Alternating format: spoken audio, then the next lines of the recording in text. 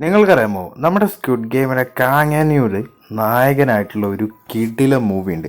ഇത് കൊറിയൻ ഇൻഡസ്ട്രിയെ തന്നെ മാറ്റിമറിച്ച സിനിമകളിൽ ഒന്നാണ്. അച്ചാതി മൂവി എന്ന് പറഞ്ഞാൽ ഇങ്ങനെ ഇവർക്ക് ഇതുപോലുള്ള മൂവീസൊക്കെ ക്രിയേറ്റ് ചെയ്യാൻ പറ്റുന്നു എന്ന് നമ്മൾ ചിന്തിച്ചു പോകുന്ന ഒരു സിനിമയാണ്. സിനിമയുടെ ഒരു കഥ നോക്കുകയാണെങ്കിൽ തൻ്റെ മൂത്ത ജ്യേഷ്ഠന് മാതാപിതാക്കൾക്കൊപ്പം പുതിയ വീട്ടിലേക്ക് താമസം മാറുന്നു.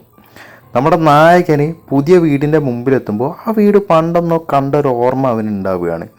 വീട്ടിലെ ആ മുറി ഒരു മിസ്റ്റീരിയസ് നിറഞ്ഞൊരു മുറിയാണ്. തൻ്റെ ജ്യേഷ്ഠൻ ആരൊക്കെയോ തട്ടിക്കൊണ്ടു പോകുന്നു.